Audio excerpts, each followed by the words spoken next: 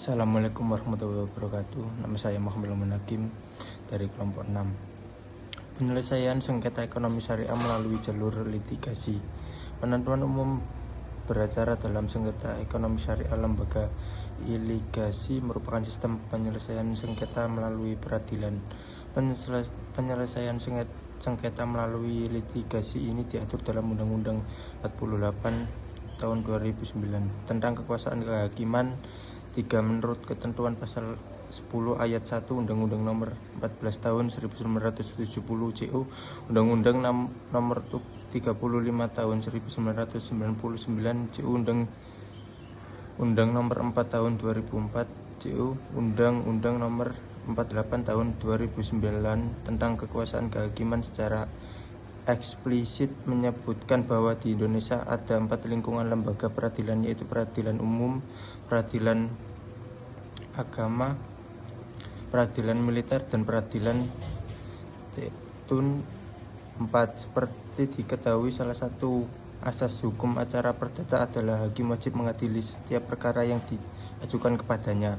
Penyelesaian sengketa berbahan syariah melalui mekanisme penyelesaian sengketa alternatif di luar pengadilan seperti musyawarah, mediasi, dan arbitrase syariah merupakan langkah yang tepat dan layak untuk diapresiasi. Akan tetapi masalah muncul ketika pengadilan negeri juga diberikan kewenangan yang sama dalam penyelesaian sengketa perbankan syariah. Terjadi dualisme penyelesaian sengketa dan ketidakpastian hukum serta tumpah tindih kewenangan dalam penyelesaian suatu perkara yang sama oleh dua lembaga peradilan yang berbeda.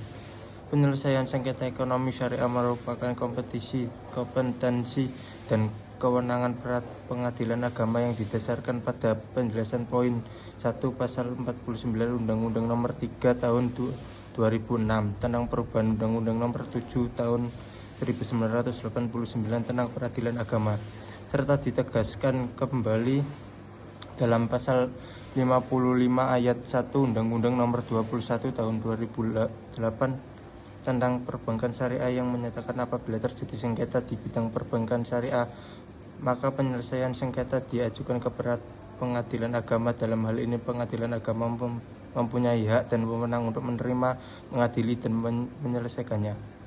Penyelesaian sengketa perbankan syariah melalui mekanisme penyelesaian sengketa alternatif di luar pengadilan seperti musyawarah, mediasi, dan arbitrase syariah merupakan langkah yang tepat dan layak untuk diapresiasi. Akan tetapi masalah muncul ketika pengadilan negeri juga diberikan kewenangan yang sama dalam penyelesaian sengketa perbankan syariah. Terjadi dualisme penyelesaian sengketa dan ketidakpastian hukum serta tumpah tindih kewenangan dalam penyelesaian suatu perkara yang sama oleh dua lembaga peradilan yang berbeda. Penyelesaian sengketa ekonomi syariah merupakan kompetisi dan kewenangan pengadilan agama yang didasarkan pada penjelasan poin 1 pasal 49 Undang-Undang Nomor 3 Tahun 2006 tentang peradilan agama, serta ditegaskan kembali dalam pasal 55 ayat 1 Undang-Undang Nomor 21 Tahun 2008 tentang perbankan syariah yang menyatakan apabila terjadi sengketa di bidang perbankan syariah, maka penyelesaian sengketa diajukan ke pengadilan agama.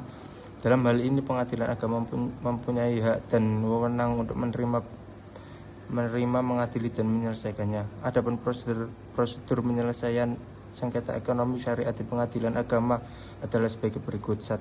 Subjek hukum dalam sengketa ekonomi syariah. 2. Tata cara pengajuan terhadap sengketa ekonomi syariah di pengadilan agama. 3. Proses pemeriksaan terhadap sengketa perbankan syariah di pengadilan agama. B.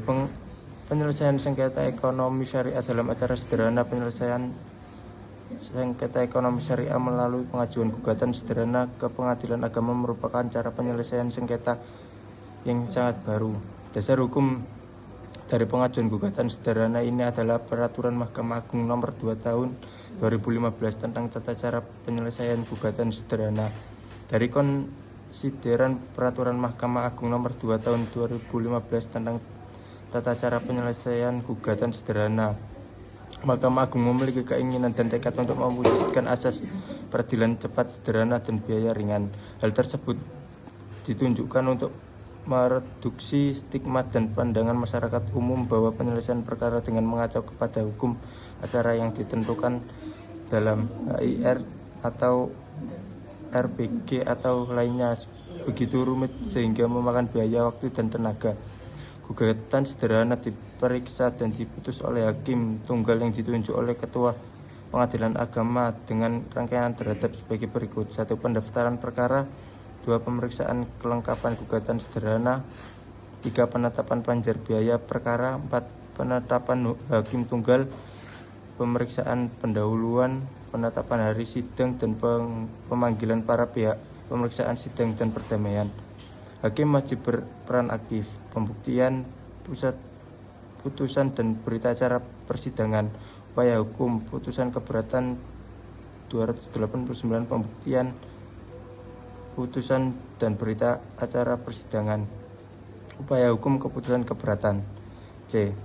Penyelesaian sengketa ekonomi syariat dengan acara biasa. Pemeriksaan perkara ekonomi syariah yang tidak termasuk ke dalam kategori gugatan sederhana, maka pemeriksaannya akan dilakukan dengan berpedoman pada hukum acara perdata yang berlaku, kecuali hal-hal yang secara khusus telah diatur dalam Peraturan Mahkamah Agung Nomor 14 Tahun 2016 tentang tata cara penyelesaian perkara ekonomi syariah, seperti proses pendaftaran, mekanisme atau proses pemeriksaan perkara, waktu penyelesaian perkara, pemanggilan para pihak, upaya damai, kualifikasi hakim, pembuktian, dari lain-lain. Jadi pemeriksaan perkara ekonomi syariah dengan acara biasa persis sama dengan pemeriksaan perkara perdata pada umumnya yang berlaku di peradilan umum, peradilan tata usaha negara maupun peradilan agama dalam hal pedoman hukum acara. Walaupun ada berbagai hal yang diatur secara khusus sebagaimana diuraikan di atas, beracara di pengadilan dengan acara biasa melalui beberapa tahap, yaitu gugatan, mediasi, jawaban, replik, duplik, pembuktian, kesimpulan, dan putusan. Jadi untuk secara melalui gugatan dengan acara biasa harus melalui beberapa tahap dan persidangannya pun tidak selalu berjalan mulus di pengadilan, karena mungkin saja selama proses persidangan tersebut terdapat suatu insiden, yaitu peristiwa yang menghambat jalannya persidangan. Bisa juga karena hakimnya berhalangan hadir pada waktu hari sidang yang sudah ditetapkan, atau dari segi hukum acaranya seperti mengenai kewenangan pengadilan atau dalam menangani suatu perkara, kompetensi pengadilan, baik absolut maupun relatif, dan masih banyak kemungkinan lainnya. Sekian dari saya, kurang lebihnya mohon maaf. Wassalamualaikum warahmatullahi wabarakatuh.